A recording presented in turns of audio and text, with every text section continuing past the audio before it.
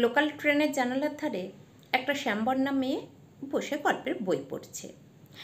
ঠিক উল্টো দিকের সিটে একটা খুব সুন্দরী মেয়ে এবং তার মা বসে আছে। মেয়েটির তরুণী বয়সের রূপকে মাঝবয়সী মাও যেন পাল্লা দিচ্ছে।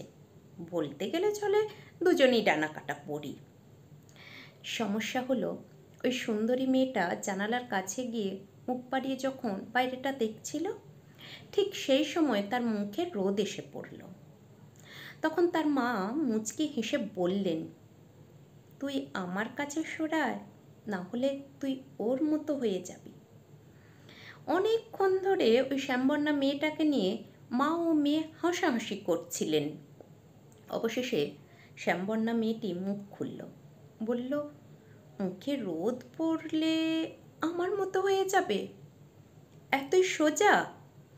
আমি সরকারি কলেজের ইতিহাসের অধ্যাপিকা, দুস্থ মেয়েদের স্বনির্ভর করার একটা এনজিও সক্রিয় কর্মী।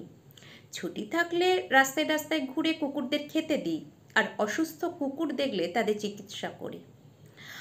আর ফর্সা রং নিয়ে বিকৃত অহংকারে ভুগতে দেখলে থাপ্পড় মেরে তাদের সোজা করে দিই। তাই আমার মতো হওয়া এত সহজ নয় কাকিমা।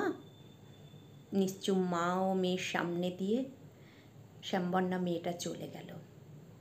মা ও মেয়ের মুখ তুলে তাকাবার মতো আর তাদের ক্ষমতা ছিল না।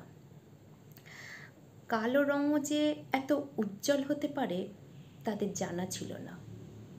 মেয়েটির কালো রঙের প্রখর ব্যক্তিত্বের তাপে তাদের চোখ ঝলসে গেল।